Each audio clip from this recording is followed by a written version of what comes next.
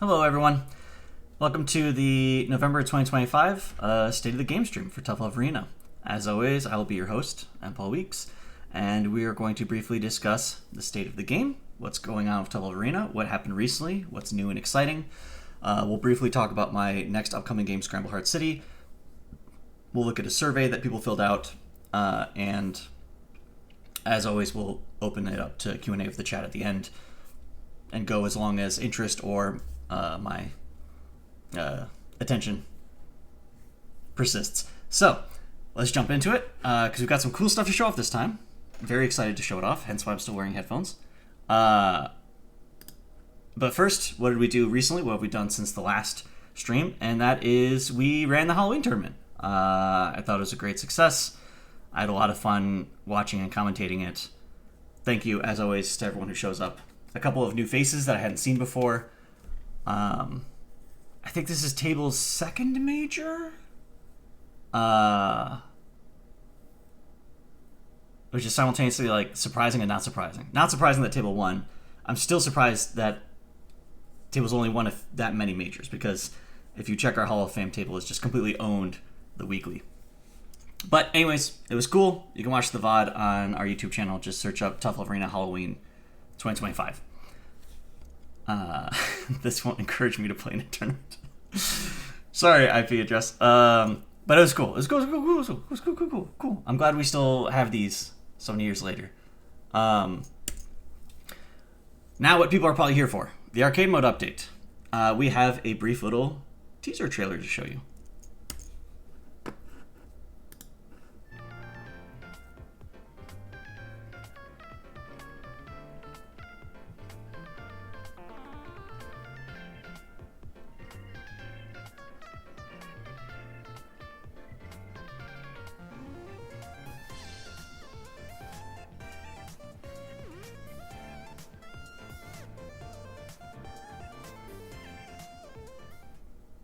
So, some of the things, whoops.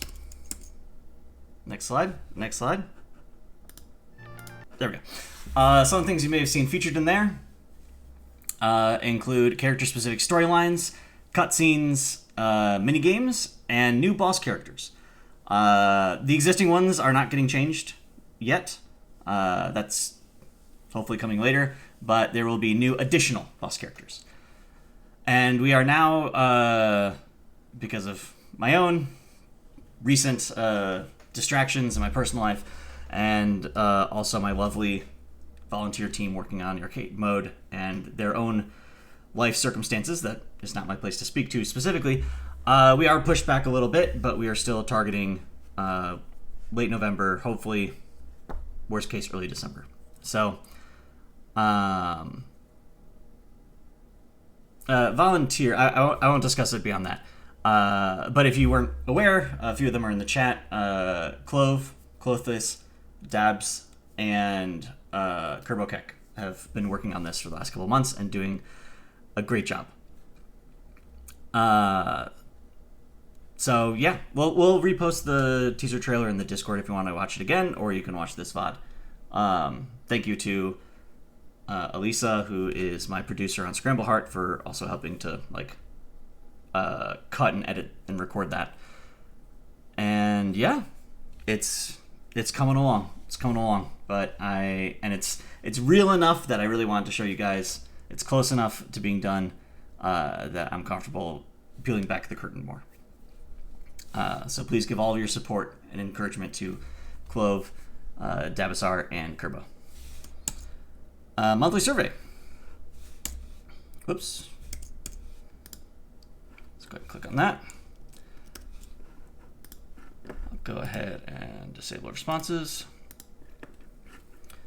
So this looks like a shorter one. Get a little bit more room. How fun do you think Tough Love Arena is to play? Good. Above average depth.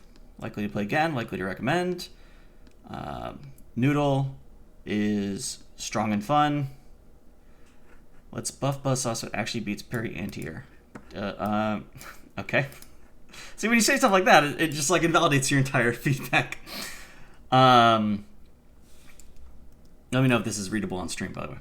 Because I'm trying to. Every time that I've gone through and like read all of these word by word, it just like destroys my voice, and then I don't have much in me for the Q&A.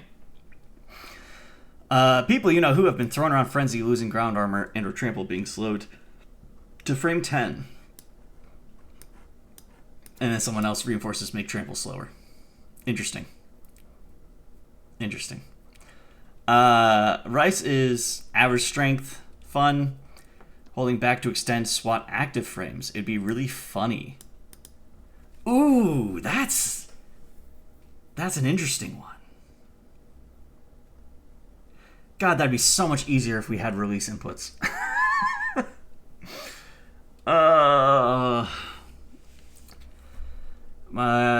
Lessons learned. So many lessons learned. That would be funny. If you could remove nerf one thing, what would it be? Nerf how much rice makes you...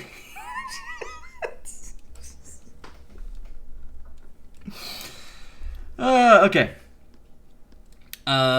Beef is strong and fun.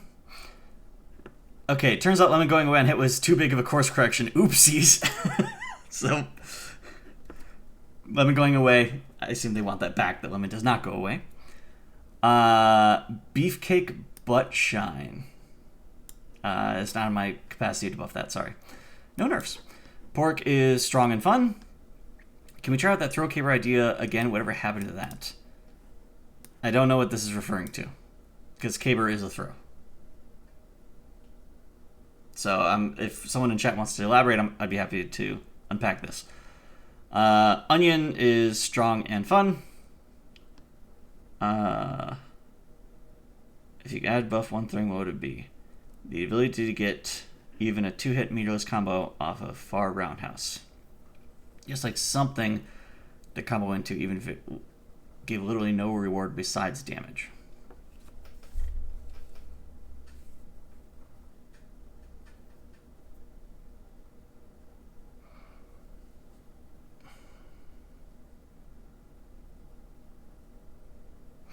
Unfortunately, there's like I see the appeal, but I think that's an interesting weakness, an important weakness for Onion to have, of being meter hungry to convert at range. And he has no tools currently that would make it work cleanly.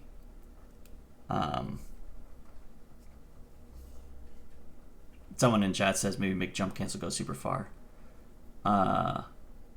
Also, I see you're trying to explain the pork thing from 5T. I don't know what that means either. Onion, if you could remove one thing, remove the onion down players. I wish I could. It's not in my power. Garlic is strong and fun. So, happy to see all characters are at least average or above average, strong and fun. Give Garlic a steak super. I'm not sure if this is like a lingo term that I'm not aware of, or if this is like a pun on like vampire stuff. Bashing Garlic's kneecaps. Make backflip more committal as a reversal. I think it's still quite committal, because if you have the read, definitely, and it might be slow enough that you could react, you can always punish it. Like, all of the both backflip and its 3 cancel options will all lose to delayed button. Delay ranged button. So, back when it was more committal, because it didn't have the cancel options and it was much more linear, it was kind of unusable. And I think the cancels have given it a lot of interesting spice that this spicy Catboy needs. Lower meterless damage. Maybe dashing moves add more scaling during combos. That could be interesting. I could see a version where like the dash version of Trip or the dash version of Roundhouse do less damage than the normal button.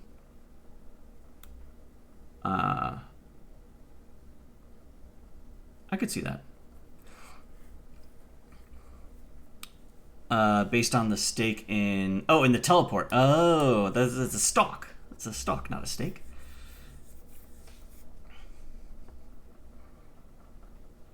IP address asks, have you considered adding how fun is it to play against this character? We have that question in the surveys for the new game. I thought it was a bit too question overload at a certain point. But noted.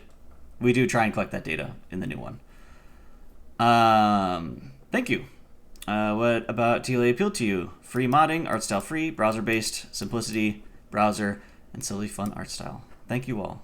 What keeps you playing? Modding, community, TLG, round horsing, learning the small details like footsies and how to practice and delay.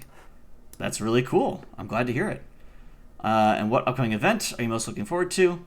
Arcade mode and modding v2. Arcade mode and modding v2. And yeah, modding v2 launches at the same time as arcade mode. I realize I didn't actually mention it in the slides.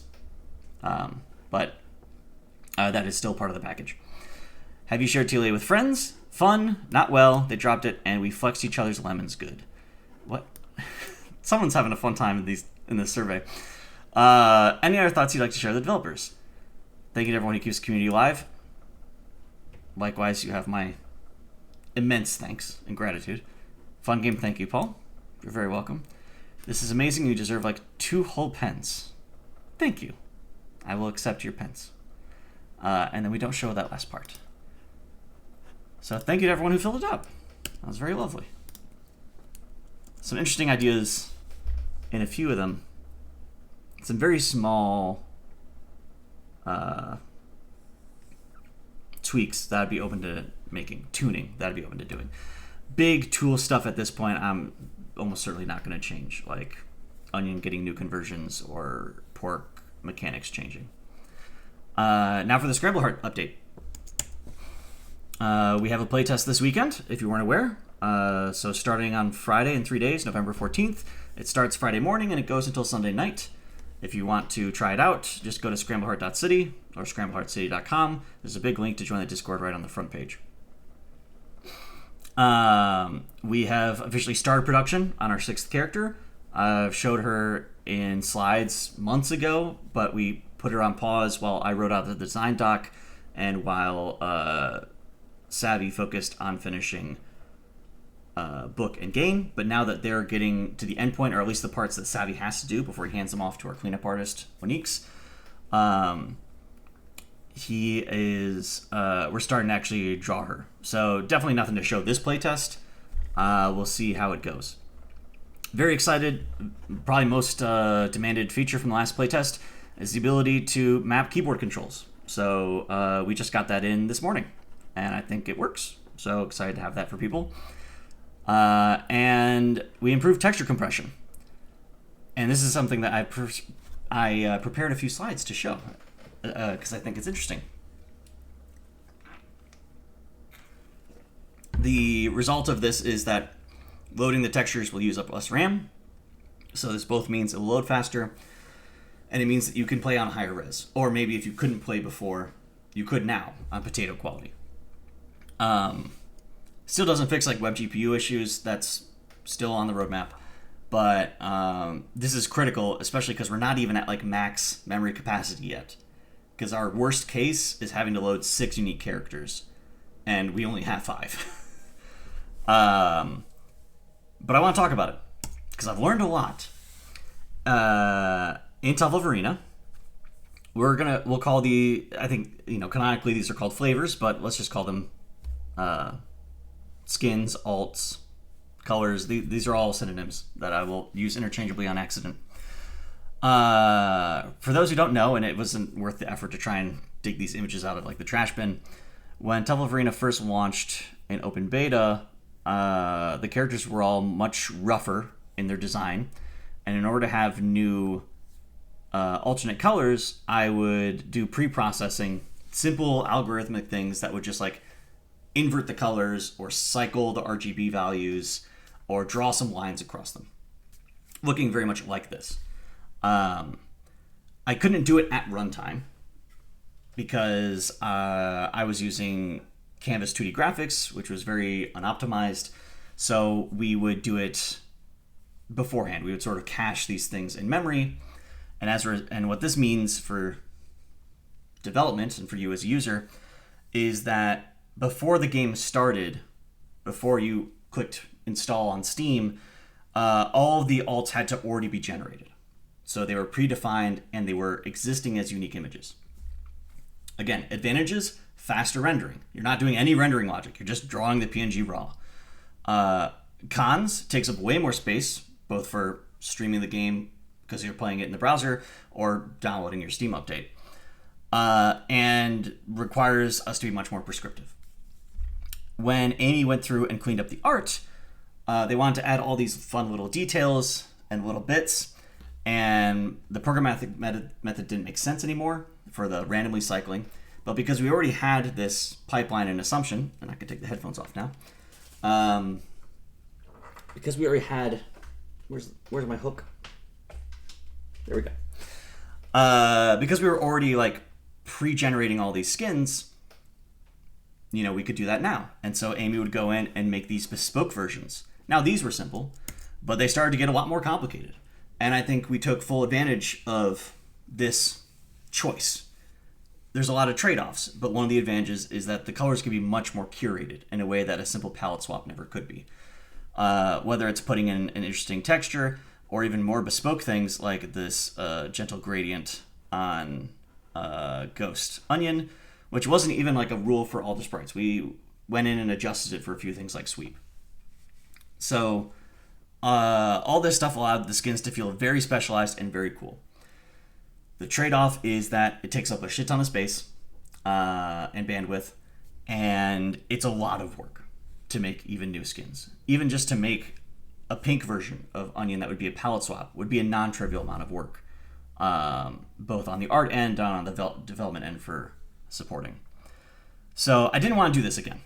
This was, interesting, and it gave, and our weird kind of bad way of doing it gave us the opportunity to do these super customized things in 2D, which normally you don't do. So I made the most of it, but I was excited to do it differently. So let's look at the new game. Here's a screen cap of Rosie that I made, hence the white background, doing a image that has a lot of different colors in it. So under the hood, Rosie actually looks like this. And this is called a false color map. So every character, it doesn't matter, her skin doesn't have to be green, but we kind of do it this way just to ensure high contrast between the colors and make sure that, we don't accidentally mistake this for a normal color. And then at runtime, the renderer will replace the colors to give you the different skins. So for the default skin, it replaces her skin, this like green with the sort of tan. It replaces the purple in the pants with white, and so on and so forth. So it makes it trivial now to make alts. And this is how basically every other game does it. Where we could just vomit colors because all it takes to make a color is just define the swapping, replacing this with that. So cool. Unfortunately, we won't be able to do more bespoke customizations. We can't give her a hat as an alternate skin. But I that's not worth the effort, honestly. I could take the amount of time it would take to add a hat to every character. We could just draw another character. So this is the way it's going. However, this introduces its own problem, which is that when you have a character like this, we actually have her in two files. So she has the lines file and the colors file. And the reason we do it this way is because when you're scaling this image, because the camera is both moving dynamically, so she could be drawn at different sizes every frame, and your browser window could be an unknown dimension, it is constantly scaling the sprites up and down. Normally, when you scale an image, it does something called anti-aliasing. So if you had an image with a lot of pixels and you try to bring it down to make it smaller, then on a place where you had a green and a blue next to each other, they would turn into purple to sort of, blend it as you lose that fidelity. This is very normal. This is what happens automatically anytime you look at an image on any computer. The problem is that if we scale this down and the red merges with the green and anti-aliases into gray, that gray isn't in our color map. It's not there to be replaced. So it doesn't work. Or it creates these weird lines on all the edges. So we split them into two layers. This layer, which is sort of pixel perfect and is told to scale in a very specific way where it never does anti-aliasing. So we can scale it to any size, and we know the pixels will always be the preset, one of 30 colors. and then we can map it after scaling. Cool. But then we have this line layer, and so with the line layer, we are allowed to put in some anti-aliasing, some little details, some transparency to really smooth it out, and then that gets drawn on top of the colors and kind of hides what could otherwise be kind of pixely edges. So we figured this all out months ago. Really interesting part of the process. I thought it'd be fun to show. But there's more. Because another downside to this version, because of all the things I explained, we need 2 images, which means twice the RAM, twice the space. And TLA, part of why we didn't have access to cool rendering options like color mapping is because we were running it all through the CPU, which is just not good at graphics. However, the upside to running it through the CPU is you have access to your entire system memory and potentially swap memory. So you have a lot of memory, and Tough Arena uses a lot of memory, but it's fine. However, in a game like this, we're using the GPU to do this and lots of other things to draw a lot more textures, which means we are limited by VRAM, which is graphics card specific, or maybe you're playing on a cheaper laptop and you have integrated graphics, in which case when you start up the browser tab, it's just whatever the OS decides to give to Chrome when it asks for VRAM. And we have frequently run into that bottleneck of, as we add more characters and add more detail to the backgrounds, of hitting that upper limit where it's too many images for your browser to load. I mentioned in the interview I did for Hold Back to Block, I think I said the line about Tough Arena, this is like a year or 2 in, that if I knew, this is me in the interview talking, I'm like, if I knew back when I started what I know now, I probably wouldn't bother making a browser game. And at the time, I was talking about the unforeseen complexity around the not having integers, about the performance issues, about timing, about controller support, some like general browser pain points. Likewise, this game, I've learned a lot of things about graphics cards that have taught me you should not make a game in a browser. At least a very texture-heavy one. So it's been we've been trying to figure out how can we save memory. What either corners can we cut, or where can we be strategic? And I'm very excited to announce that thanks to the great work of, not me, of other people on the team, now we have this. So credit goes to Neil, who is working on an open source renderer called Toodle, if you want to look it up. This takes both images and merges them into one image. And the way it does it is it thinks, okay, the reason why this is so big is because every pixel has 4 values, 4 numbers. RGB, red, green, blue, and A for the alpha value, the transparency. In this image, we are never using the alpha value. It's always just fully opaque or transparent. And we know we're only going to have dozens of colors. Over here, we're not using RGB. They're all zeros to represent black, but we are using the alpha value, essentially. So this is essentially a merged image. So we take, I forget exactly which channels it is, but essentially we convert this from not actually being RGB to describe the colors, but instead number all the colors from 1 to 255 and just index them. So this is color 1, this is color 2, this is color 3, and we just put that in the red value, technically 255 minus the index. Hence why it's all red and all very close in color, but still different. So that when the renderer goes through, it just knows, okay, I'm replacing color 1, and then replacing color 2, and then replacing color 3, and then replacing color 4, that kind of thing. And then we can also stuff the transparency into another channel. Which pixel should be black, and how transparent should that black should be can now be stored in the green channel, which shows up as the lines on top. So it looks nasty, and it looks not only just like the colors, but the way the colors and the transparency sort of mix. But at render time, it can rip everything out and then reassemble essentially this and then draw it. And bam, we're using half the memory. And we're actually working on a further optimization where we're not even using all 4 channels. We only need 2. And so it requires more setup because you have to tell the GPU, we're not giving you a normal image. We're giving you a 2-channel image that's going to be arranged differently. But we'll be able to compress even further. All credit goes to the amazing engineer, Neil Sarkar, who's working with us. But this has been personally super exciting for me. Because when we fully learned and understood the scope of VRAM and the limitations it was going to pose on the game, it was like a year in, and I had like a couple of days of sort of existential shock of like, oh god, is this just impossible? Am I just doing something that I can't do? And this game will never work, and it will never come out, and it will never run as I want it to. And these advancements have eliminated 95% of my doubt. I still have a few, but we're really getting there. And I thought it'd be cool to show off. So, yeah, crash course on sprites. So that is one of the announcements. The new merged version is now in, so now people can play on higher resolution and should have less memory issues. And by next playtest, we should have the next optimization in. And then everyone should be able to play on basically really high resolution.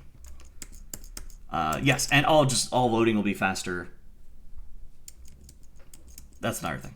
So, the loading being weird is a couple other issues on top of this. This helps, but what's the last 5%, Joro? Why am I putting on headphones? It's I can't say like off the cuff. It's sort of a general anxiety. It's still a sort of hostile environment because of how little transparency we have of the GPU. Unfortunately, when the game decides to crash, it crashes in a way that we really have no control over. That's the stuff that still kind of keeps me up at night. But we've been able to solve most of the problems. And even things that are probably solvable, but I was intimidated about because I tried to solve them on TLA and I didn't do a very good job. Stuff like integrating with Steam, we are much further along with. This one should actually be able to do, hopefully, should actually be able to do achievements, to be able to like integrate and open the Steam overlay. And depending on how complicated it ends up being, I can take some of that and maybe even go back and graft it onto TLA because they're using some similar frameworks in terms of Electron. So it's been very exciting, but it's hard to you get burned so many times just being like, I didn't even realize that this was going to be a problem. Here's a fun one. When we were trying to go to Japan and we needed to translate the game, and I'll switch over to Q&A cam. This is now Q&A. If you want to ask a question, please post it now. I will not scroll back up, and I'll be happy to answer it as soon as I finish this little story. We went to Tokyo Game Show to show off the game, so we wanted to translate the game, and then suddenly I realized, like, oh, how do I render Japanese text? Because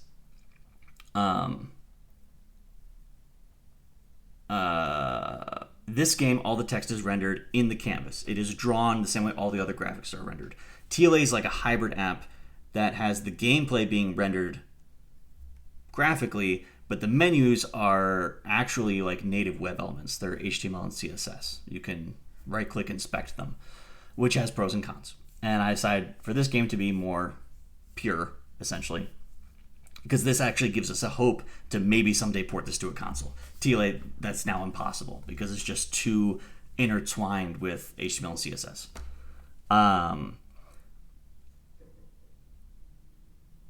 So anyways, we're rendering text ourselves. We can't just trust the browser to handle it for us, which means we would need to load the alphabet beforehand. And there's a lot of kanji. And it doesn't help that we would have to load it onto the GPU. So that's taking up more of our precious memory that we already don't have to give away. And just for that event, I did a hacky workaround where we used HTML.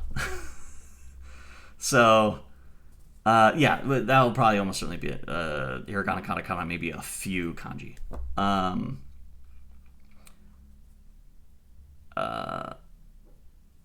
Yeah.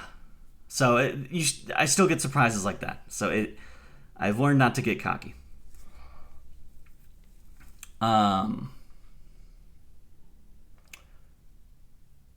Did you see the collective matchup chart and balance discussion for TLA? Let me pull it up.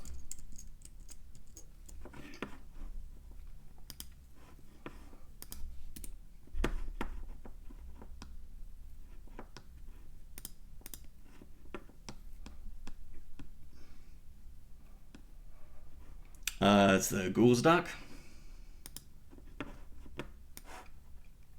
Let's take, and I have to remember to share my screen. I remembered this time before I talked about it. This is very colorful. Character you are responding for. Oh, so this was like community votes and then averaged. Interesting. Are these? Sorry, trying to figure out how to read this. Should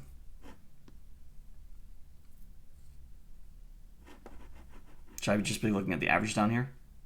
So the colors aren't indication of strength. It's the character coloring. The things on the right are the charts. These?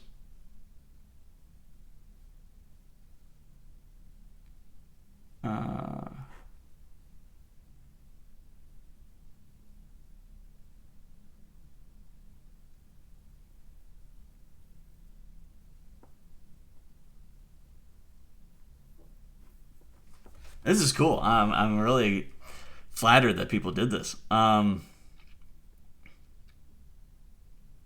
So if I'm reading this correctly, tier list would be noodle, garlic, onion, pork, beef, rice. Did Lemon's going away on trade finally put pork over beef?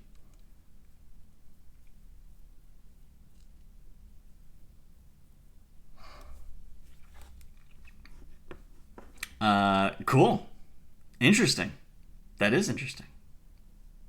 I don't have a great sense of like scale, but I like that these are pretty close except for rice. But that's also probably just going to be the trend of the more you average.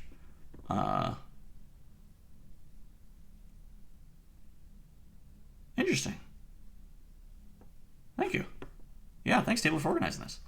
Sorry, I saw some questions I want to catch up on. Circle back to. Paul, Josie asks, Paul, are the new rosy colors shown here her new default colors? Tentatively, yes. So my problem with her old gray jacket, gray pants is that looking at her, I felt she looked very monotone. And the world she inhabits has changed a lot. The sort of war Bible has changed a lot since this game was first started and since she was first designed. And so that made sense with a more grounded, rugged environment that we were originally placing her in. But I was thinking, like me and we were talking about potentially cosplaying our characters, what that would look like. And I was like, yeah, Rosie's just like a big blob of gray. If it's not for, when she doesn't have her sword out, and if you just look at her hair, she just sort of has that one big burst of color. So we experimented with a lot of different ones. This isn't necessarily final, but this is my current favorite for a way of injecting just a little bit more color into her. So she has more than one color.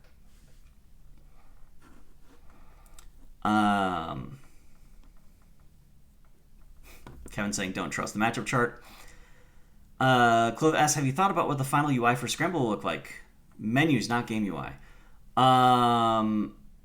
Vaguely, yes. I have been thinking about it.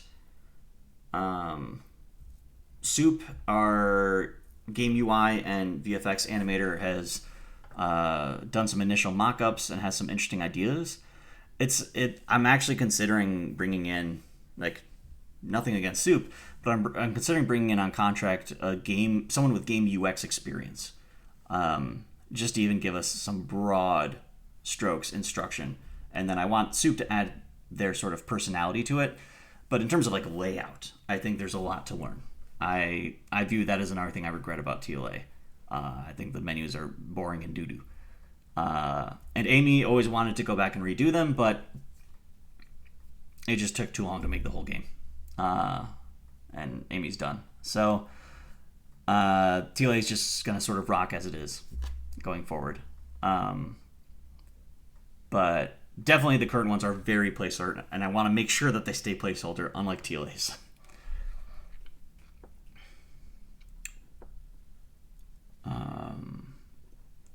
iPad says, thoughts on Alistair 5C? I like it. I'm not sure what the question is. Sorry, iPad. Kevin says pork downplay is crazy. Jaro says TLDR, new players are down players, pork players are up players. Kerbo asks, please answer. That's what inspired me to go back and check the chat. Have you considered adding additional colors to the false color maps so palette modders can have more options? Yes and no. We were definitely a little bit more conservative with Rosie, or just, first character. We learned a lot. And this stuff is not too expensive to go back and redo. We are building some of the characters that way to begin with. I think you can see it. Let me see if I can show this.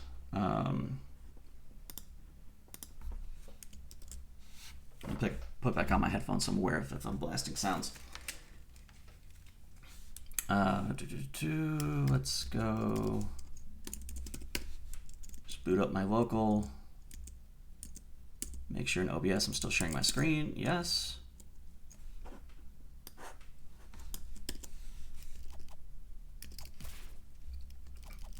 If you look at Harmony's colors, like this lip on the bottom of her dress is not used by every color.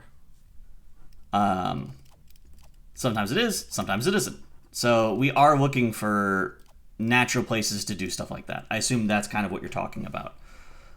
It's partly like, I assume there's invisible seams like that. There's partly elements like, this doesn't have to necessarily be the same color as this. We're conscious of it. I do want to clarify, though. Where did chat go? Pull that back up. I want to clarify and set expectations. Yes, modders could go in and mess around and have a field day, but I'm almost certainly not going to let you define your own palettes, because that's one of our only monetization opportunities. And I don't think I can give that up by releasing a general color editor. So, yeah, one of the ways I want to monetize, because it's going to be a cheaper single purchase game, is we will offer, in the same way that like BlazBlue did, palette packs, where for $5 you get 5 additional colors for every character, and maybe the colors are all Christmas colors or pure gold or whatever. And we can have a lot of fun goofing around there. But yes, we want to have a lot of options, and we want to make a lot of palettes. Because they're free, essentially, right? Because they're free, why not? We definitely have to think of like a better way for selecting them than this, because eventually even for her, there's a lot as a placeholder. I will say a funny example with Rosie that I want to show real quick. Normally, Rosie has 2 tones in her sword, right? In this case, it's 2 slightly different shades. Oh, actually, wait.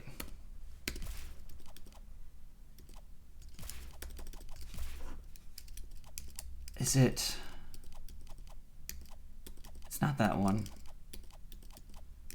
One of these had some really wild colors. I think it's this one. Yeah, that one. Okay. So right now they're mostly just like 2 shades of the same color, but I'm excited to do stuff like this, where it's much more further away in value and more of like an accent color. And then I thought that this was intentional. Apparently this was just a typo by Savvy, but this one just having no streaks, I think gives it a very distinct vibe.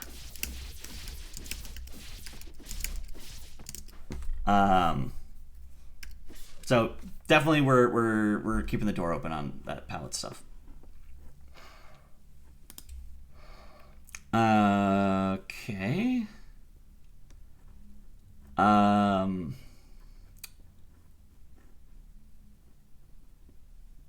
Table asks, is Alistair still being a bad guy? No, Alistair's background is definitely different. I know I've alluded to certain story paths for Alistair before. They're definitely not that anymore. They're definitely not that bad of a guy. She looks like she's still Alistair's clothes, low-key, big fan of brown colors. Well, they're not Alistair's clothes to steal, because they're not going to belong to Alistair very soon either. Alistair's changing. In appearance. Gameplay is locked in. Back to camera.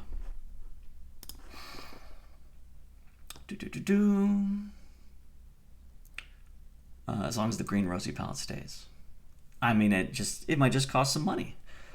Kevin says she does do the graffiti on that one stage. Yes.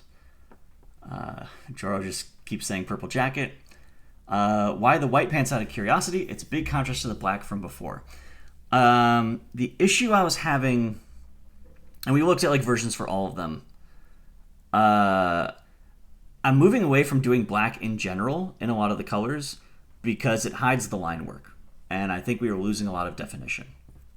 And then by making the pants lighter, it felt more natural to make like her shirt and jacket a little bit darker and feel like a nice contrast. Whereas when we had like a light jacket and dark pants, the jacket just felt kind of neon. But very cheap for us to change. It's just like changing it's just changing a hex code. So we're still experimenting. But that's the current philosophy. First time chat from, I don't know how to pronounce that, Isa Gloop. Where to play this game? If you're talking about Tough Love Arena, you can play it at toughlovearena.com. If you go there, it just boots right into the game like this. We're also available on... I need to transition my screen again. If you want to play Tough Love Arena, you can just go to toughlovearena.com and play it there. If you want to learn about the game, it's about.toughlovearena.com, or you can just Google it. We're also on Steam, but we have a free browser version. The new game that I've been showing more recently, this one is called Scramble Heart City. That one is not currently playable, but as I announced earlier in the stream, we are doing a playtest this weekend. So if you want to join and participate in the playtest, all you have to do is go to scrambleheartcity.com and join the Discord. We'll also probably add a button later this week, more aggressively pointing to the playtest. We're making it slowly a little bit more public. But all you have to do is join the Discord. That's where we distribute all of the information about how to play. It's where we post like patch notes. It's where people bug report. We just coordinate everything through there. And I hope to see you this weekend. Kevin says, Joro, you should make your own dream palette. Taylor says, I think you didn't see this, Paul, but I want to note that empty backflip is 26 frames total. So that's definitely not reactable. Yeah. To punish and then press a button. So, agreed. It is punishable reliably with the read, though. So my important point stands. My smaller point was false. I am corrected.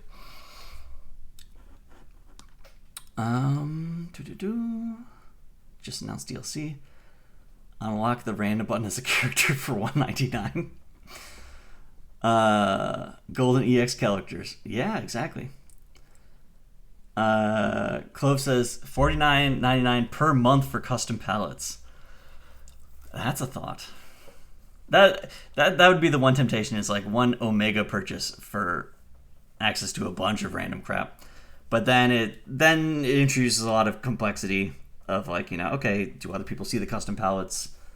Then I think we're just going to keep it simple. And we do want to have, we've been thinking more and more about the experience of playing the game, because it's this combination free browser game and paid Steam app where there's much more emphasis on the Steam app. Whereas TLA, basically everything is free in the browser version except for a few skins. We're going to have more functionality locked behind the paywall of the Steam app because I need to make money with this game so that I can keep paying my lovely artists and we can keep making characters. But we still want to give a really... I'm blanking on the word. Not demonstrative, not performative. A really representative example of the game for free that you can play and enjoy on its own merits. But one of the areas we're thinking about potentially nickel and diming you is with the skins, where free players will have very limited options. And just doing that one-time purchase to Steam immediately unlocks a bunch. But we also, I would like to do some in-game unlocks. So something like each character has a palette that you want to lock by completing their combo trials. And we would be tracking this and it would be more persistent than TLA's just do it for fun. And in Steam, that would translate pretty well to a Steam achievement. But even in a free account, if you just log in and do the combo trials and get all the checkboxes, then you'll have access to a new skin for that character. That kind of stuff. I'm really excited to try. So many options. We've got this big Google Doc that's like 6 pages long. We define like the 3 types of players as like anonymous, free, and paid. And there's still a lot for an anonymous. Where anonymous is you don't even make an account, you don't log in.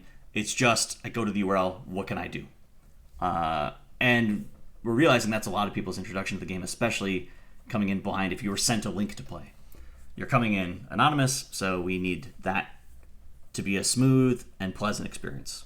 But with the potential to entice you, that like, hey, you want to unlock skins? Then sign up for a free account so we can track your progress. And hey, if you want access to this other stuff, then give us money, please.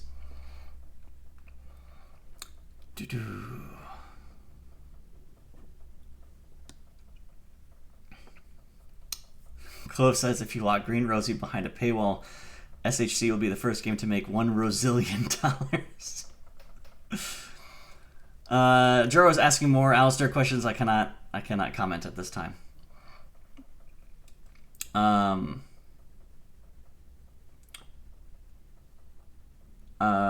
Kevin, Nomable, thank you for the raid. Sorry, I'm just now seeing it. Still catching up on chat.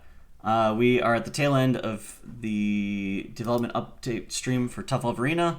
It's sort of slowly turning into the combination Tough Love Arena, Scramble Heart City development update stream as Scramble Heart City ramps up and Tough Love Arena ramps down. But yeah, we are now at the end of the show. If you want to see the slides, we'll upload a VOD to our YouTube channel shortly after the stream ends. And now we're doing Q&A. So, speaking of which, what's next?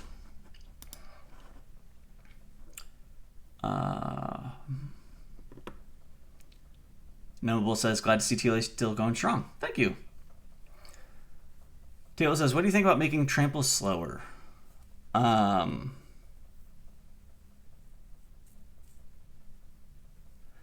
think if it's slower than Whip, if it gets too close in speed to Whip or slower, it loses a lot of its appeal and purpose. So it kind of has to sit in that ground between Slap and Whip. Now there is still some room there where it could be slower. But it's also, there's an element of, because it does have to travel, at certain ranges it kind of has, I think, the same effective startup of Whip, or maybe 1 frame off. So it kind of needs to sit in that area. There could be an argument of maybe it should travel less far, so the effective range of further away is slower, but still same speed up close. You could argue to add a frame or 2, but that's... I'm currently happy with it. That's how I'm feeling about it.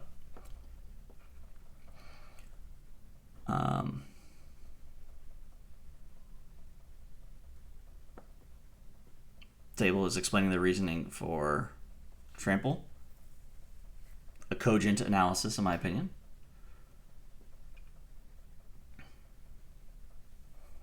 The mashing is less ideal, for sure. But I'll think about it. Kerbo says only a Rosie unlocks. Every free-to-play browser player plays only Rosie and gets 2 extra characters per week. It's no. We are going to have this is what we're defining in that big design document, but anonymous players, people playing in the browser without logging in, will have access to all the characters. That said, we might, as we release characters post-launch, if we have the privilege of releasing characters post-launch, I might do them on more of a time release, of a sort of like paid users get them early kind of thing, but they would all eventually be free.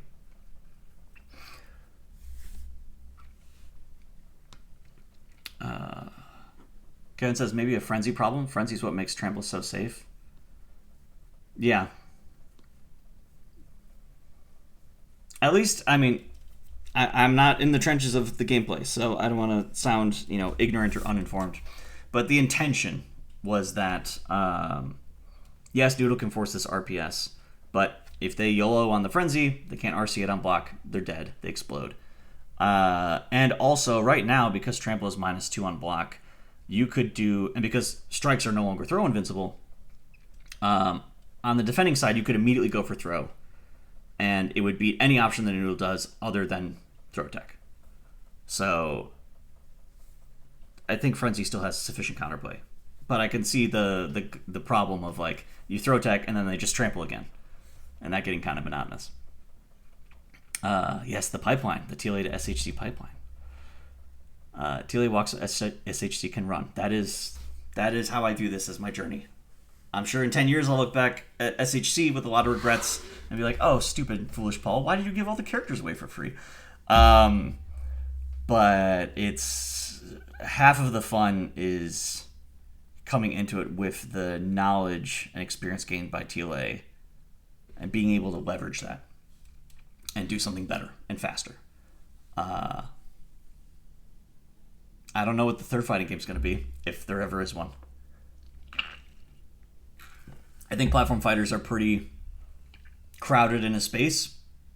I don't think I can make a compelling alternative to Rivals of Aether in the indie area. And I don't know enough about 3D games to pretend to make one. So.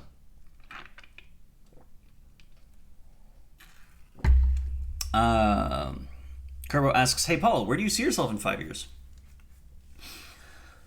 A fair question at a job interview. My piece of life advice before I try to answer this question is I encourage you all to keep a very open mind about your future.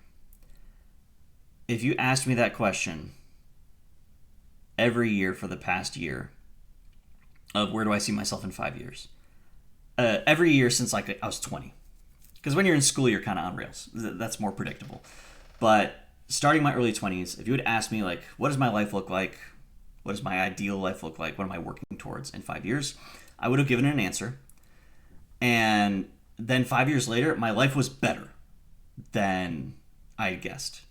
And not just because, I had like more money. It's because it was different. It was different in a way that I didn't even imagine. In the moment, I'm just like, I'm enjoying this tech job. Maybe in 5 years I'll be a manager at the tech job. And then instead I pivot and I have a much different tech job that I enjoy way better with different types of responsibilities. And then I'm like, okay, then I'm going to keep moving up. And then, years after that, now I'm teaching. And then now I'm working on games. And then now I'm back at tech making good money. And then I'm back in games. And that's just work. Like a lot of other personal stuff in my life has changed a lot. Ways in good and bad. But definitely, on average, good. Better than expected. So, I think it's important to have goals. It's important to have a North Star, to not be aimless. But I never get too attached or view it as like having too high of stakes, anything more than a year out. Because who knows how my life could change for the better. And then I don't want to invest so much into one idea because I've always been essentially rewarded for pivoting, anecdotally. Rewarded relative, depending on your value system. If my goal was to make money, I have not had a very successful 20s and 30s in terms of a progression. But I am very grateful for my life, and I feel like I've been humbled enough times when I've tried to plan ahead that I've learned that humility, and I've learned to not take this concept too seriously. That said, where would I see myself in 5 years? Ideally, would be Scramble Heart City is done. It's probably post-development. We've released a couple seasons worth of DLC characters, but development is completely done and over. I don't think I want to work on any individual. As much as I love it right now, I don't think I should work on any individual game for more than 5, 6, 7 years. Just because then I only have like 3 games in me before I die. So hopefully Scramble Heart has winded down and is continuing to be played and be successful, but active development has winded down. And I have either leveraged that success into making another game. Again, probably in the same context of like running my own small studio, which I really enjoy. Although I also see a future where I'm very happy using these skill sets to work on someone else's game and enjoying some of the creature comforts of having health insurance and that kind of stuff. And this is, again, just speaking about work, not even conjecturing about personal life. I can also see a version where I'm back in the old tech world that I came from, just sort of pay my dues, or maybe I try and get back into education, or maybe I'm homeless. But of those options, and many more that I can't even imagine, I think I'd like to be still making games. I really like making games. The question is just if I can do it, how long I can do it. TLA was always very net negative. It was always sort of an indulgence in terms of how much it cost, in terms of my time and even just traveling for it, running the servers, everything else. Not to mention paying people when me and Amy had things that we couldn't do when we needed to actually pay people for labor instead of doing it for free.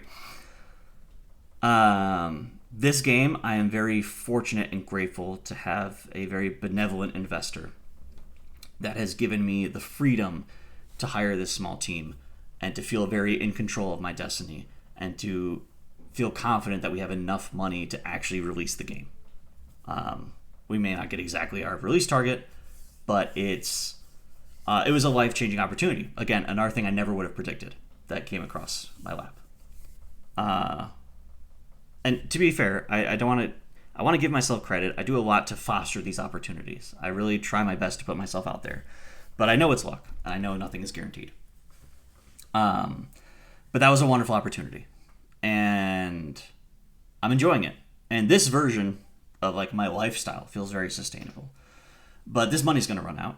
And so the question is, if Scramble Heart makes enough money that I could keep doing this, then I'd be happy to keep doing this. I am not in any way uncontent with my job. I don't miss doing anything else. But maybe Scramble Heart doesn't make enough money. I'm confident it'll make more money than TLA did, but if it doesn't make enough to support me and Savvy and other members of the team to keep working on this or working on the next game, then maybe I get another investor. Maybe I get the original investor to reinvest, or maybe I pivot and I'm either like working a full-time job to sort of fund something like I did with TLA, or I am also, like one period of TLA, I took a year off just burning savings to work on it full-time. And that involved getting a lot of work done and then getting mono, and then largely just like sitting around my house all day playing Fire Emblem Three Houses. I think I was depressed. Lots of options. Lots of paths forward. So, I've been rambling about this for a bit. Speaking of which, I've been playing Three Houses again. I shouldn't talk about this. Not on the VOD. Let's keep it on topic, Paul. That's where I see myself in 5 years. Hopefully alive, hopefully healthy, hopefully still working in games.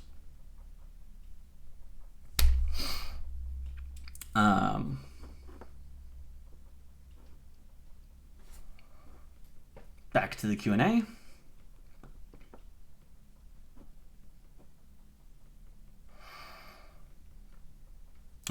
People are debating the trample stuff still. Taylor asks, what if you gave anonymous players access to a skin rotation? That could be interesting. Or probably not anonymous, but free. That sounds like it could be a valid thing to give free players, of like, here's these 6 skins per character you get when you buy the Steam version, and when you're playing for free, one of them is unlocked each week.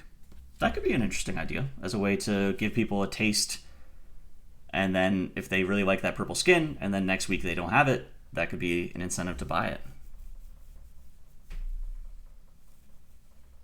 Good suggestion. Thank you, Table.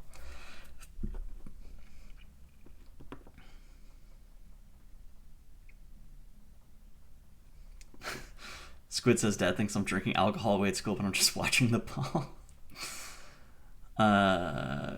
Joro says, right now, Delay Tech is really good post-trample. Yeah. Kevin says, Snowman goes home fighting game. For those who don't know, I think I used to advertise it on my games website. I might have taken it down because I thought that was kind of embarrassing. Yeah, it's not here anymore. What I considered my first real game... I have to share screen. What I considered my first real game was called Snowman Goes Home, which was procedurally generated ice sliding puzzles. And it was the first time I'd made a project where I put effort into making something that was fun and adding quality of life features like, does it look good on different screens? Does it work on a phone? It keeps score. It's got audio options. It's very limited. It's simple. It's a dumb little browser game. People who play Tough Love Arena might be familiar with the slide puzzle. This was me just sort of copying over a lot of the logic and improving it in some ways. But yes, I had a brief stint as a puzzle game creator. I have been writing down ideas for potential. This is the Fire Emblem connection. I've been writing down ideas for a potential like tactics RPG game. But I got to finish this one first. But if I have time in the next couple of months, I'd love to do like a weekend game jam where I make like a proof of concept of it, just to try it out. I'm very grateful to be in New York City, embedded in the indie game scene, hanging out with a lot of other indie game developers and meeting them, and because it really energizes me and it makes me want to do more stuff. And I'm so jealous because they make all their games so much faster because it's like a little single player narrative game, and you know they bang it out in like a year, and I'm like, why do I keep picking these games that take like 5 years to make? But I think that's inherent to a multiplayer game, an online multiplayer game. You spend so much time building that bedrock and that infrastructure, you really want to fill it with content. Little Dr. Games asks, what have you been up to outside of work? Playing anything cool lately? Recently I've been dealing with a bit of a personal tragedy that I won't go into details on stream. But as a result, sort of as a comfort game, I have booted back up Fire Emblem Three Houses. Longtime fans know that this game kind of ruined my life about 2 years ago. 3 years ago? I had beaten the game, and to be clear, this is like an 80-hour game. I had beaten it 5 times. I'd started a 6th run, gotten like halfway through, had a better idea, and started a 7th run. And then finally burnt out. So when I opened it back up like a month ago, I had these 2 incomplete runs. I was like, I don't remember what I was doing in those. It's hard to jump in mid-game. So I started a new file, an 8th run. I finished it. I went back. I finished the 7th run. And now I am like 80% of the way through the 6th run. And I think when I finish that, I will stop. Once I complete my 8 runs, and they're all done. I don't think there's enough juice in me or enough interest to start a whole nother run. But that's what I've been doing. It's been very... It is just a comfort game for me at this point. I started playing Hades 1 for the first time, and immediately was like, oh, this is too dangerous. I can't play this. it was giving me Blotcher vibes of like, I will play this forever. And so I had to stop because I don't trust myself. Like, I started playing it, and then suddenly I was like staying up until 4 a.m. This is the good and bad part of being your own boss. I'm not gonna get in trouble if I totally destroy my sleep schedule, and I sleep in every day, but then I'm not getting any work done, and I will get in trouble eventually when the game doesn't come out. So, yeah. I know there's still chat to catch up, but I can see the most recent ones. Joro's asking, fave unit, I assume in Three Houses. If you are, it is Bernadetta. Specifically, it's Bernadetta because she can do so much. Good night, Glove. Thanks for stopping by. Now I'm just talking about Three Houses. I don't think this should go on the YouTube VOD. Maybe I'll edit all this out, but I'm probably too lazy to edit it out. But short version, I could talk about this game for like 8 hours. Maybe I'll do a stream sometime where I do that, if anyone's interested. Doing a vengeance build with her is really fun, where you spend the first round very intentionally going to like 1 HP, and then have the ability to basically one-shot at everything.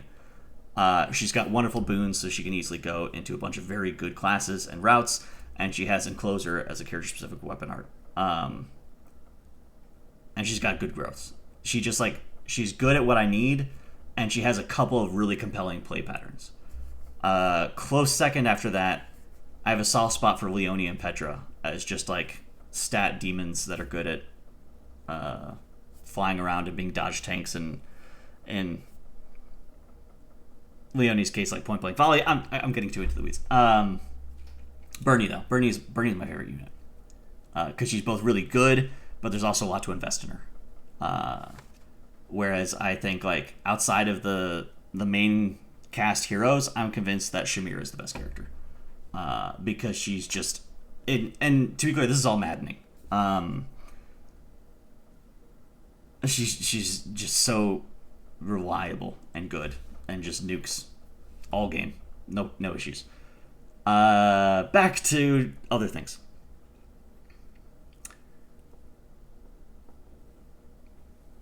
Where were we? Table says, Paul, can you make a new non-tag fighter after this? It's a really dry space right now in the current tag fighter. Oh my god, Table. Yes. Right now, all the tag games are coming out, and then we're going to have another drought of like 8 years. I would be open to it. I would have to have a really compelling idea, because I feel like in the tag game, I'm getting a lot of the things I was really excited about in terms of like character-specific weirdness and movement mechanics and tag mechanics. So it would be hard to go from this back to just an air dasher and have it not feel less than. I have also seriously thought, if I make another fighting game after this, it probably has to not be 2D. Or at least I want to try making one in 3D. Because I am hopeful about in which case maybe I'll try and do something that really takes advantage of that, because 2D is just so expensive in terms of time. It just takes so long to draw all these goddamn sprites, and we're having all these issues with VRAM that I lectured about for 20 minutes earlier this stream. I am very happy that we're doing 2D. I love the art style in both these games. I am personally a huge 2D animation nerd. Western, Eastern, going to like shows, going to screenings of Don Hertzfeldt stuff. I'm a huge 2D animation nerd. So I love it. It would hurt me to go to 3D. But I really want to see what it's like, and if it makes my life easier in the ways that I hope it does. And then which subgenre it is, I have no idea. Jero asks, actually out of curiosity, why do non-players have all the characters? What was your philosophy behind that? To me, what made Tough Love Arena successful, for my definition of successful, which is that people are still playing it and doing tournaments, 4 years after launch, on a beta game, was the ease of pick up and play and having a comprehensive experience. If you love the game and you want to share it with your friend, or if you love the game and you want to play it in an environment where maybe you don't have access to Steam, or you love the game and you can't afford it, I want you to be able to play the game. And that's not just, and on the one hand, that's me, hopefully being generous, but it's also multiplayer games live and die on community. They live and die. If you're ever in online FGC spaces, they are constantly Steam chart shaming each other, right? And the reality is just these are games designed to be played against other humans, so you need other humans to play them. So having TLA a happy accident, I believe, of why TLA has so many more active players than basically every other indie fighting game of its scale and budget. To my knowledge, I could be wrong. But why it had so many players and why it's endured and what helps it stand out in this field is the accessibility and the free to play. And I think you need to be able to play the whole game for that to work. Because if it just feels like a limited demo, this is the big problem. If characters are gated, then it becomes like pay to win. Right? And that feels especially true in a tag game. Because it's one thing of like, oh, I didn't buy Akuma, but that's fine. I just play Ryu. I'm not into Chun-Li. I play Ryu. If that character just has like a really good beam assist and everyone's running the beam assist, then it's like, oh, I have to buy this character just to have access to the beam?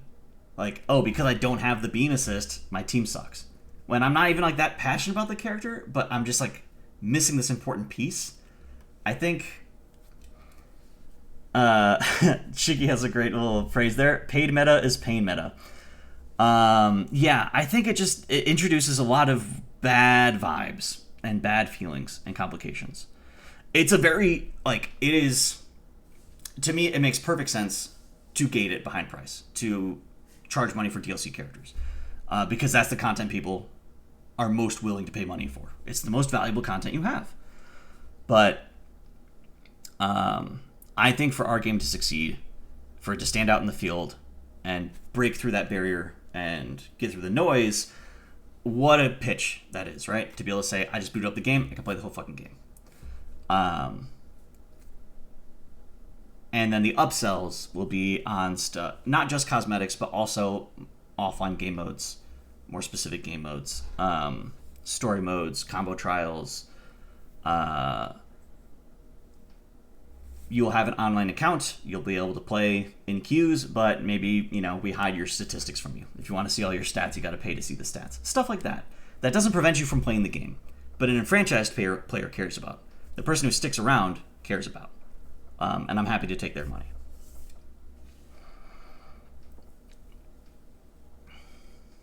Stop saying 6-7. Oh man, I'm way behind on chat. Still talking about the 5-year plan stuff.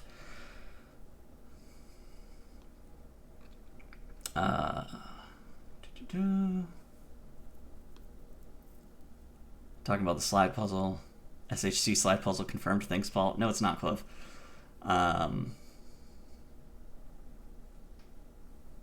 Yes, Kerbo. There is a website full of all the little games I've made. I'm not going to show it right now. I'm not hiding it. It's still there.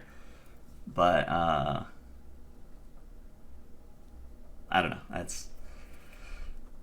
I have mixed feelings about how professional this stream is supposed to be. I say after I talk about my life philosophy and then Fire Emblem for 15 minutes. Kerbo says me with Full Metal Alchemist Brotherhood low-key as a comfort thing. Yeah, no, I get that. All the FEKs everyone's.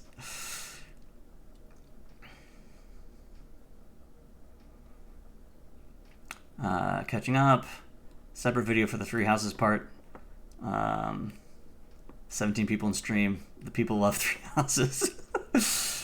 My ass refuses to play hard mode. I am casual. Oh god. Okay. Well, we'll talk about Three Houses. We'll talk about Three Houses. I will schedule a time for us all to talk about Three Houses. Shiggy says, imagine a tag fighter, but you only play one character. So Juggernaut mode. SHC timing is awful. Relative to other games, I assume you mean. Catching up on that conversation. After all the other stuff getting released. 3D browser game might be actually evil. Yeah, I don't know. I don't know what I would do. I want Paul game on mobile after SHC is non-mobile. Now, to be clear, SHC is potentially playable on mobile, but it will not have... People have played it on their phones in the playtests already. But you currently do need to connect a keyboard or external controller. And I suspect that if I tried to add touch controls, the game is just so fast that it would just feel bad. That it would feel sloppy and imprecise, and you'd really feel that imprecision. And then you'd have a bad impression of the game. And it's my job as a designer to not even expose you to that, even if you think you want it. It's purely an input issue for the speed and the complexity of the inputs in this game. The input space. But it's playable. And I still am open to that as a market. Mobile can never be my number one target, though. Because personally, I don't play games on my phone. I am lacking that empathy. I want to make games that I want to play, and I don't play games on my phone. I know a lot of people do. I know like most people do. But that's that doesn't do anything for me.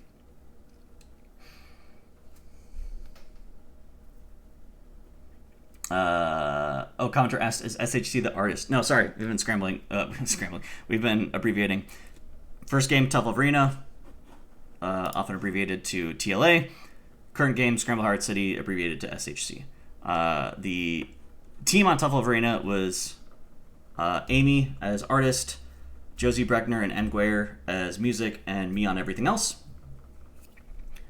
I don't think we had anyone else. I think it was just 4 people. It's on our About page, plus the lovely volunteers now working on arcade mode. Scramble Hard is a much bigger team. The main character designer and animator is Xavier. And then we have a team of additional artists, animators, cleanup animators. We've hired M, our composer, the person who made Apartment, the Apartment theme from TLA. They are now our full-time composer doing both music and SFX. No more psh psh out of my mouth. Yeah, I'm trying to keep it tight. I want to make this budget go as far as possible. I don't want to bloat this, suddenly like hire a huge studio and just burn money. My goal is to make a game and to make the best game I can. But it's been exciting having money so I can hire people and have like Neil solve these amazing texture issues for me that I would never solve, either out of incompetence or laziness. I know I would never get there. So it's really... Amy told me this phrase that I think they learned from a professor, which is that if you want to go fast, do it alone. But if you want to go far, do it together. Do it with someone. And I really feel that way. It's amazing what having other people unlocks for me. As much as it is a trade-off, because I have to spend so much more of my time communicating and managing and directing, which is also fun. But it's interesting. I'm learning a lot. It's a fun job, and I'm learning a lot. I really love it, and I'm very grateful. Jaro says, my IRL fighting game friend group keeps tacking COTW and DNF. That's City of the Wolves and DNF.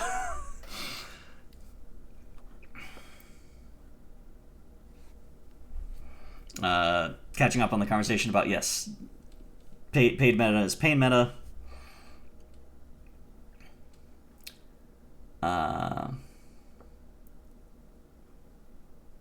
Jero says, 2xKO offline launcher is a great boon, but going online or regular launcher feels so whack. Oh, is that because like going explicitly into offline mode unlocks everything for tournaments, but as soon as you go online or regular, you only have 2 or 3 characters? Kerbo says 2xKO is pay to lose. You have to pay with your time, and you lose by actually playing it. Okay, I don't want to shit talk other lovely games made by other lovely people that I really like. Um, welcome of the slums. Still catching up on chat. Mid-roll ads on assist call. I actually, hold on a sec. What was my thought? When we were exploring some really out there character design ideas, one of which Tyrant is, which I'm so excited to show it off. I don't want to explain it until it's in the game and visible, because I don't want anyone to steal my idea, and I don't want to get people excited in case it doesn't work. But Tyrant has a very out there, I believe, brand new mechanic that I've never seen in a game before, that I'm very excited to implement. But we also talked about ideas for characters, one of which being a character that like makes you watch an ad.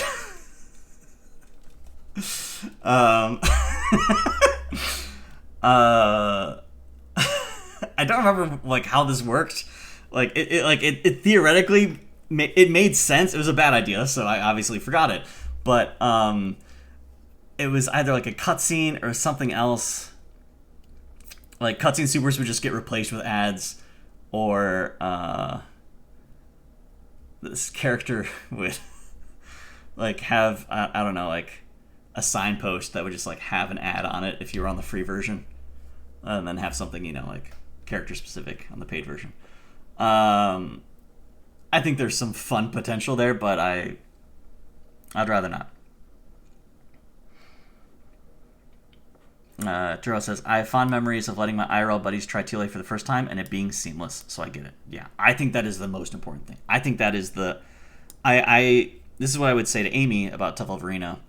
Like, Amy, your art gets people in the door, and my gameplay keeps them around. But as proud as I can be of my gameplay, and as proud as I can be of my design decisions, it doesn't matter if no one tries it. And the art gets people in the door. And that's also the case for Scramble Heart, but now I increasingly realize the medium gets people in the door. Having that hook. The reason why we're getting videos by Justin Wong without having to pay for them is because of the novelty of it's a browser fighter. Like, that's so powerful. And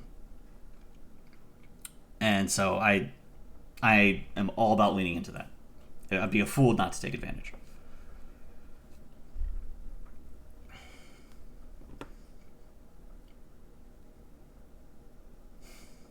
Mobile fighters. Please, God, make more mobile fighters, says Kerbo. Honest question, Kerbo. So it sounds like you're a fan of mobile fighters. Do you play them online on your phone? Or are you mostly just enjoying like doing training room fighting CPU?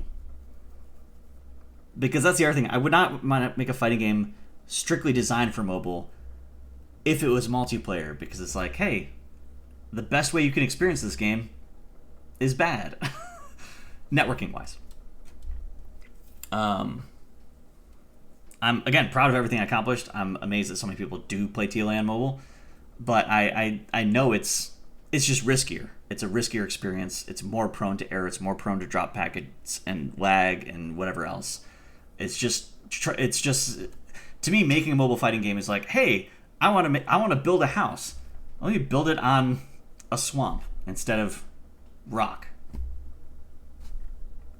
I guess some people like the humidity. I don't know. It seems suicidal.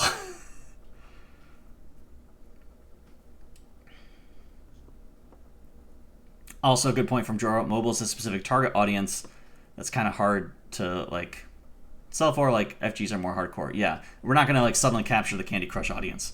There could be an underserved audience of fighting game players who have phones, but yeah, it's there is an expectation with that medium.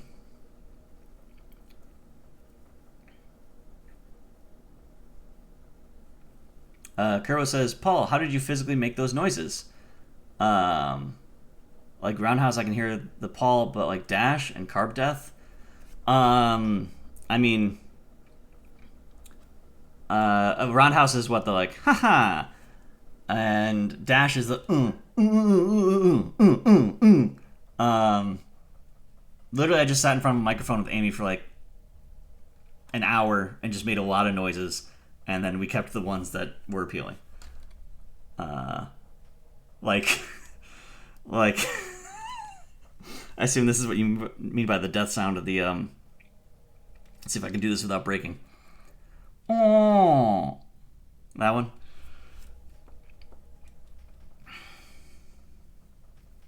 Kerbo says, generally, how did you physically make those noises? I'm like concerned. I used to be a theater kid. I used to consider myself an actor, and for a brief moment, I kind of wanted to be a voice actor. I liked making voices. I sing tenor and I sing in falsetto. I like to do different voices. I don't make a habit of it. I don't think I'm very good at it now because I'm old and I'm exposed to the world, and I see a lot of people who are much better at it than me.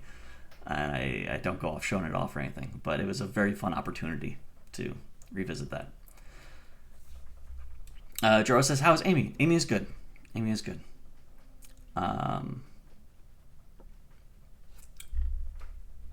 DNF Duel, my beloved.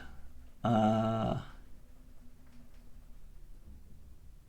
yeah, 2XKO. Joro clarifies, yeah, regular launcher makes local versus character walled.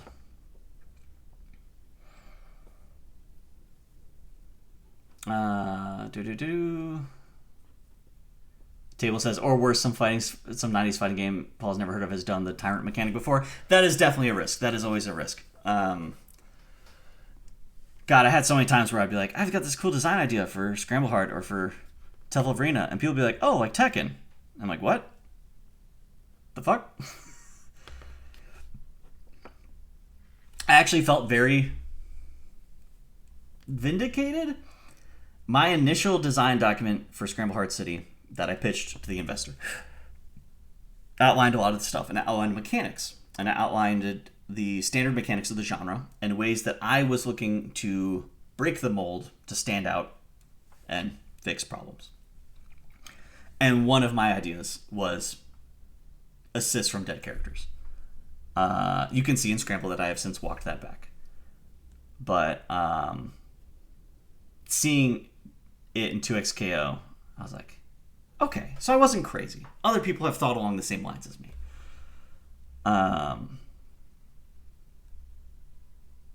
I can see the reason to put it in because I was convinced by that at some point. I'm no longer convinced by it. Or at least the reason I came up with. I talked myself out of it. If you miss a throw, tech, unskippable ad. Yes. The problem is our supers are pretty short right now, intentionally, which is good. So we don't have a lot of good opportunities to put in ads.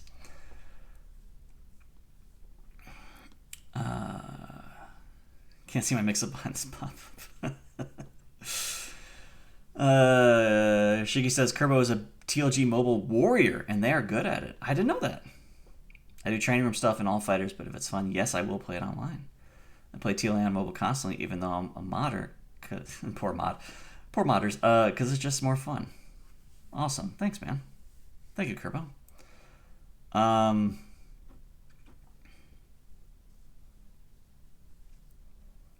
Joro says, one of my friends are tired of me shilling SHC even though they're an MVC3 player, and it makes me sad. Aww. That's sad. Like, I guess the sign of success is if people start to be like, oh, that fucking thing. Right? So, yay. Kevin redeemed doing SFX for noodle soup. I can't do the clacking and the clanging of the bowl hitting the ground. That is like the one place. That and the meter are not sounds that I made. But the that one. Like the carbs, I had my voice in this very like weak place, and beef was simple and easy, just lemon and try and drop my register. I struggle to differentiate this. This is why I'm not a professional voice actor. I struggle to differentiate the onions from the spices from the carbs. I kind of just try to take a lot of the same vibe of noodle and rice, but then move it forward. There's a concept in singing, like singing with a straight tone, which is not to make it more nasally, but just to like put it more. I don't know how to describe this other than forward, because that's how my music teachers always talked about it. But it's the difference between like a and a Try not to change the pitch. Like a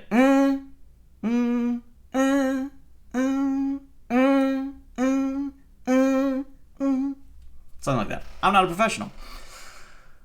I'm loading on the web playing Onion again. Hell yeah, EX Slider. Jaro says, because they don't like how 2XKO feels, but I know for a fact SHV would feel way better. Is the noise VOD up anywhere? What's the noise VOD? Barbershop Quartet, yeah. Oh yeah, Paul Theater Kid is funny lore.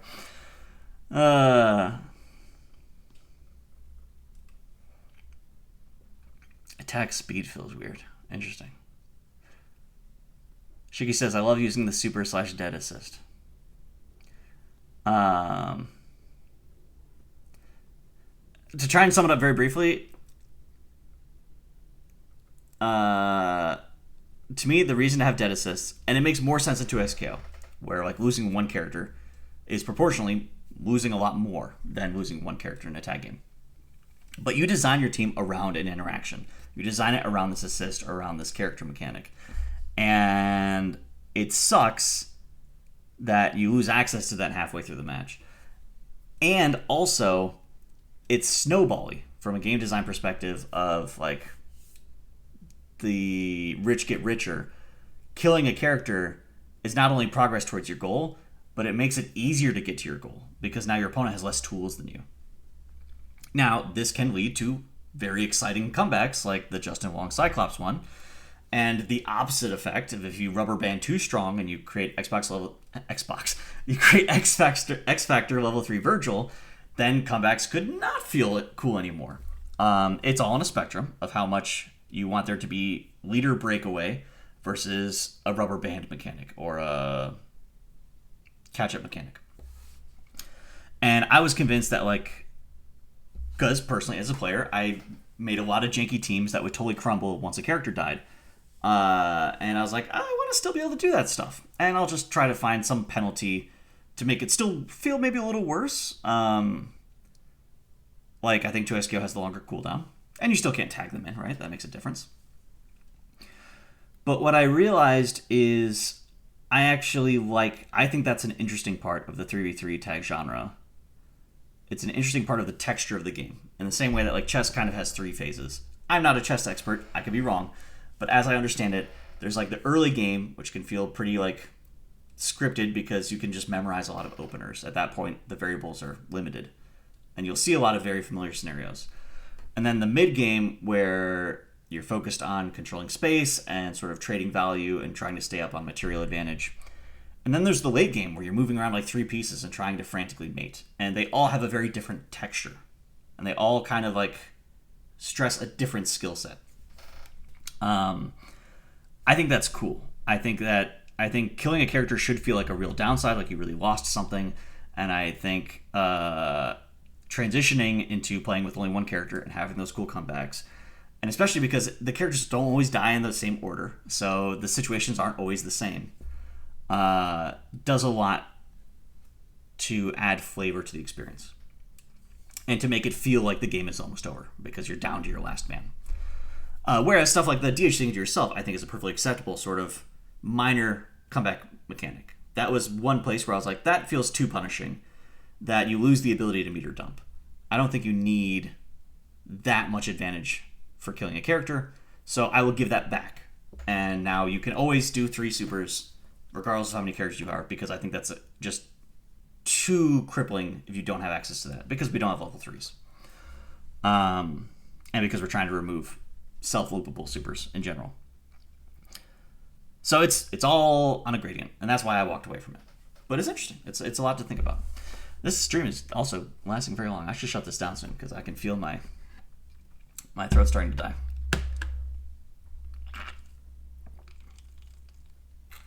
Little Dr. Games asks, is your investor pretty knowledgeable with FG stuff? Not at all. I have a funny story that hopefully wouldn't be throwing too much shade, so they won't be upset if they saw this. My investor is an individual. I'll explain that. I'll mention that. It's not like a publishing company. It is an individual person. And I'll reveal the gender. He doesn't know anything about fighting games, and but seems very well intentioned. And every month I send these development updates to him in an email. I've shared them on the Discord sporadically, where I just summarize, like, what did we accomplish this month? Just to keep him in the loop. This was one of the terms of the initial agreement.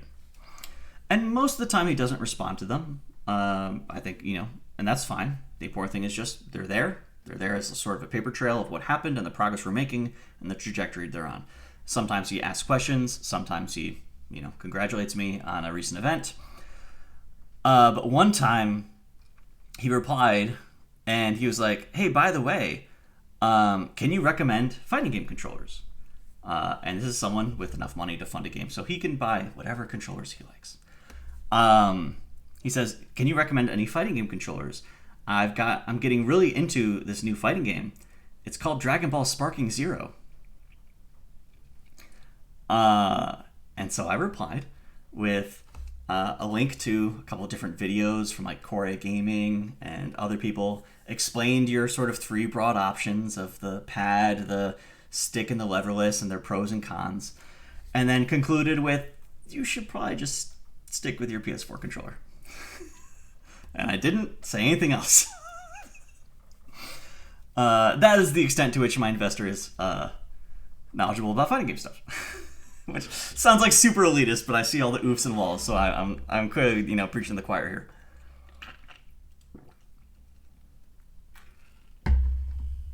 Don't mean to gatekeep. I viewed it as very, very innocent, and so I did my best not to scold him or anything. I was just like, that game is designed in a certain way with analog, where it flies in 3 dimensions. Fight sticks are binary. It wouldn't work well. It's the same way why you shouldn't use a stick for Smash Bros. And the Smash Box is insanity. Sorry,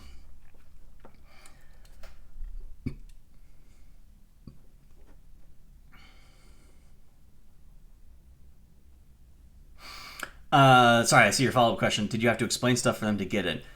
I didn't really have to explain stuff because they weren't very interested in the details. He wasn't very interested in the details. He's pretty hands-off. It is a lovely arrangement.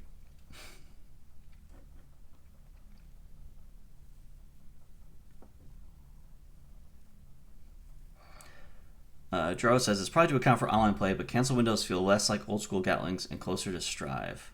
I think just straight up not having access to handshake tag or few specific stuff is a pretty big deal IMO. For selling my game over to XKO? Because I know that's... I am enviously pleased that Keats will always bring that up as a positive when we were at Evo together and he's trying to sell people on the game. He's like, and it's great because it doesn't have handshake tag. Or active tag was the term he would use. There is an audience for people who want tag games without active tag. Barbershop haircut cost a quarter. SFX recording VOD. Oh no, we didn't make a VOD of it. It's just some MP3 file that's probably lost now. Yeah, you do lose the handshake tag. It's still, you definitely lose a lot when a character dies. But it's interesting what they decided to give back that was against convention. Oh god, there's a lot of chat I have to catch up on. I've been talking too much. I think Joro says, I think another thing to consider for tag games is that even though you lose characters, you tend to have more meter to work with into later parts of the match. So, yes, resources accumulate. That has gotten me interested in almost every character is like gaining a resource in some way. Some very temporary, some more... I guess most of them still pretty temporary right now. But some of the ideas I'm exploring design-wise involve more permanent resource gain.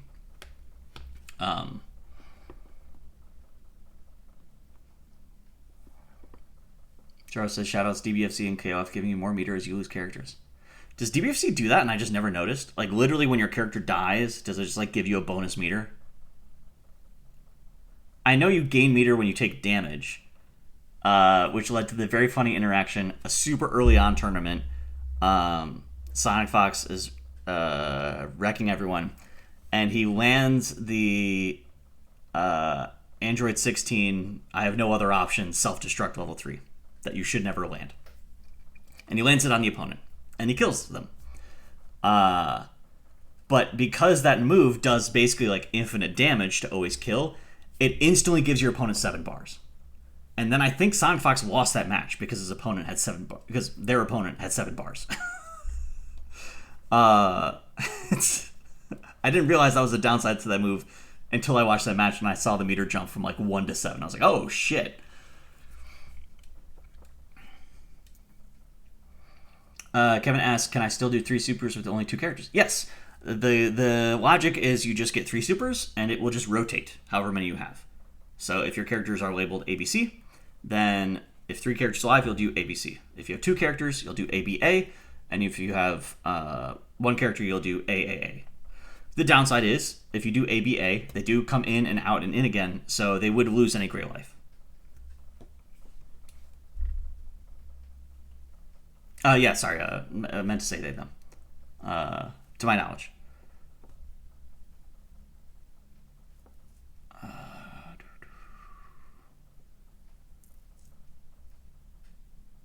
Sparking Zero did have a world tour. Yeah. I really had fun from the outside watching the drama around the timeout matches. That was pretty cool. No, it seems like a super fun game as well. I don't know. I've already ranted enough. I'm gonna stop ranting.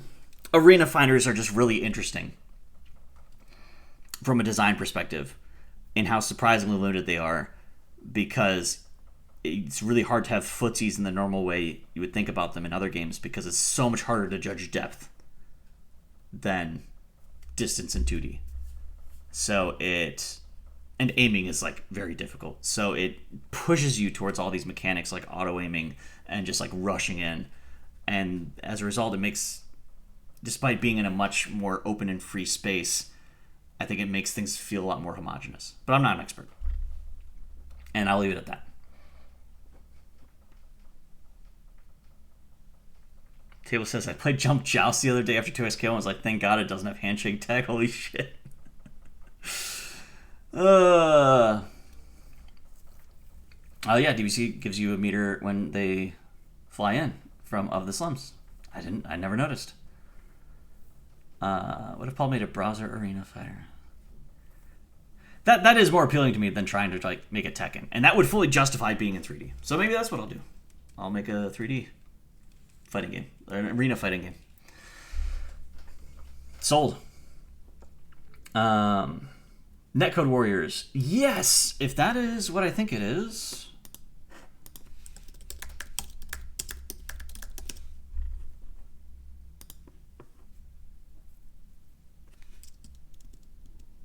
Yeah, their booth was 2 away from mine. They weren't right next to me, but they were close to me at Evo. I sat down and played it for a good half hour or so. I love the character designs. They have the character designer from Digimon. It was compelling. It was interesting. I liked some of their ideas. I am interested. I'm interested in it.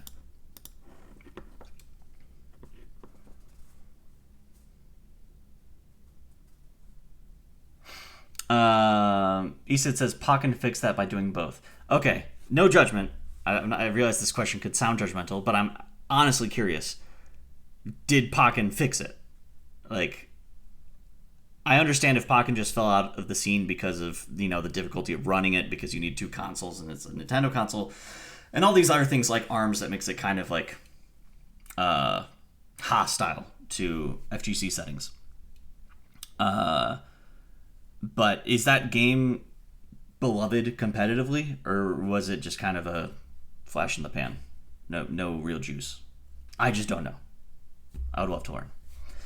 Meep says it's time to end stream. Yes, it is. Kevin says, what's wrong with Smashbox? I've been daydreaming about Smashbox. Like, it'll solve all my execution problems. Am I too delusioned or something? It could be cool. Some people like it. Yes, that's super delusional. You should prepare, if you're ever trying to switch controllers, like learning stick for the first time or learning leverless for the first time, you're going to be worse than you were on your previous controller for at least a month, if not longer. So first, set that expectation. Even if you don't think you're very good now.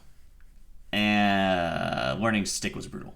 At least going stick to leverless was a little less brutal. But even then, I feel so much worse on leverless. And I've put in a substantial amount of time. It's just, to me, it's insane. Like, I understand the appeal, and I have nothing but respect for people who have, like, wrist problems, and if that helps them, of course, do whatever helps you ergonomically. But it just looks like madness. It just looks like madness. I'm not in the scene. It's not my place to judge. It's an uninformed hot take. But to me, it's trying to, like, force something that just doesn't make sense. You're trying to force binary inputs into a game that's supposed to give you full 3D range of motion. And I know from a competitive angle, maybe that's what you want to do because people put notches in their GameCube controllers to get specific Firefox angles. And if on a Smashbox that's just like 2 buttons, I see the appeal. But as a casual appreciator of Smash Bros, playing it with a joystick is... Playing a platformer with a joystick is so much of the appeal for me.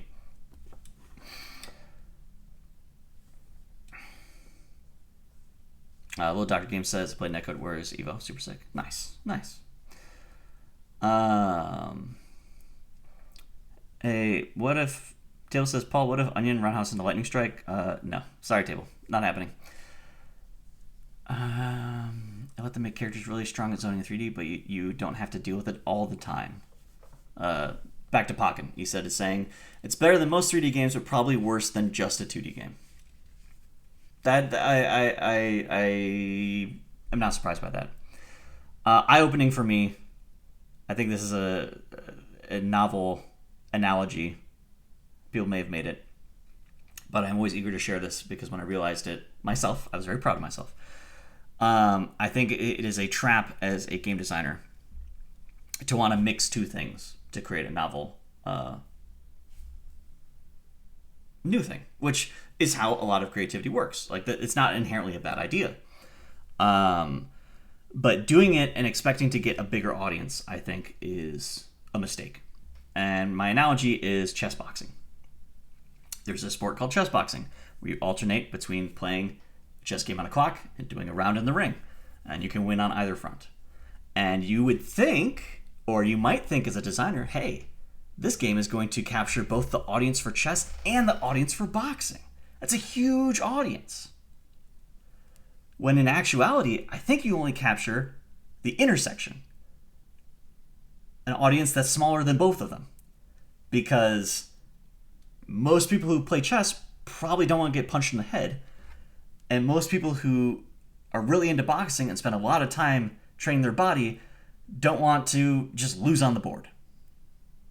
So I always think about that. I always think when I'm tempted to be like, oh, what if I did this, but this? To me, my motto is like, am I making chess boxing? And so I wouldn't be surprised if Pokken was a chess boxing. It's a compromise that ends up just not bridging the two communities so much as just feeling like a substandard version to each community. Because it's not as good as the other Arena Fighters, and it's not as Tekken as the Tekken games. It can be novel, yeah, 100%. And I think there's value in it, and a lot of really wonderful games are a novel mix. And I think like chess boxing, to my knowledge, is uniquely not successful because those are very divergent audiences. There could be lots of room for interesting combinations of audiences that are more aligned in their general interests than they realize, and you can find that third rail. But yeah, that's my take. Jaro says, learning stick for the first time made me so depressed because it took forever to learn instant air dash again. Yeah. Okay. I'm just skimming chat now. Okay. I gotta go to bed. Chat, what do you think? Should I just upload the entire VOD, or should I try to edit out some of the Fire Emblem stuff and then not actually get around to doing it, and this goes up like a month later? I know it's a very difficult choice for you all to make.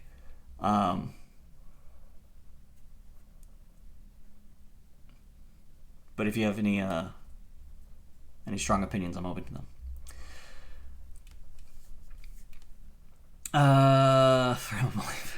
What if your boss sees it? Kerbal, I could. Oh my god, I don't. Should I? Where should I talk to people about this? In the TLA Discord or in the Scramble Discord? If I want to schedule a Fire Emblem stream, let me know. DM me. DM me. We're gonna call it there. Let me just pop back over to the slides like I always do to wrap this up. Hopefully, I still have enough hard drive space for this freaking VOD.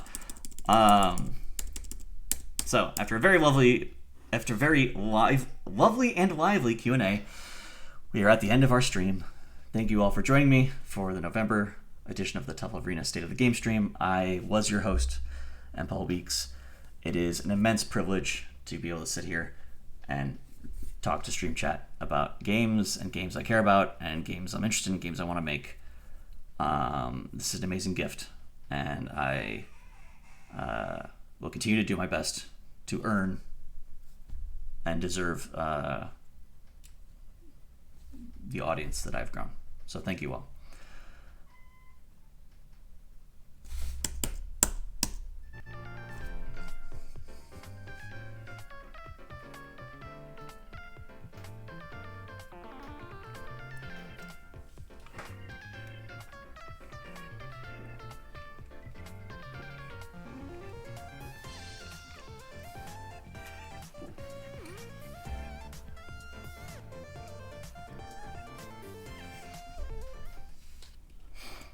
Get hype.